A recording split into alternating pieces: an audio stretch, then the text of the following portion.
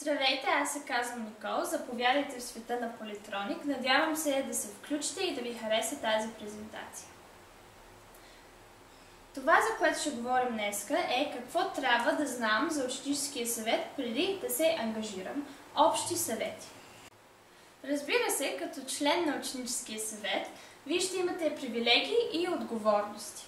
Някои от привилегиите са престиж, авторитет, уважение, опит, разнородни умения и може да помогне за някои университети. Разбира се, нещо, което има привилегии, също има и отговорности. Да кажем, че трябва да дадете много от своето време, за да сте в ученическия съвет. Също и така, не всички винаги могат да са доволни, не винаги можеш да угодиш на всички. Трябва да имате баланс между училище и ученическия съвет.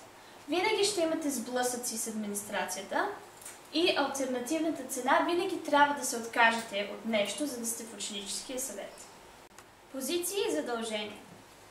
Преди да се кандидатирате за позиция, трябва да проверите какви са задълженията за всяка специфична позиция и да сте сигурни, че ще можете да изпълните задължението си.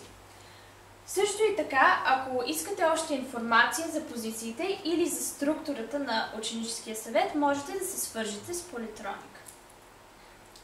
Също и така, всеки член на ученическия съвет е длъжен да присъства на среща 1 час, 1 път или 2 пъти в седмицата на тези събрания на ученическия съвет.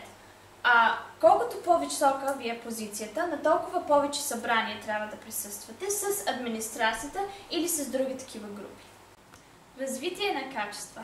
Много е важно, като сте в ученическия съвет, да искате да развиете някои много важни и полезни качества. Например, да не ви е страх да говорите пред публика.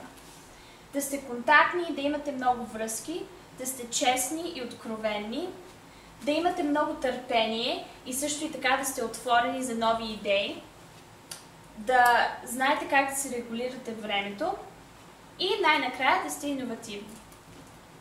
Благодаря ви много за вниманието. Надявам се тази презентация да ви е харесала. За повече информация посетете polytronic.org.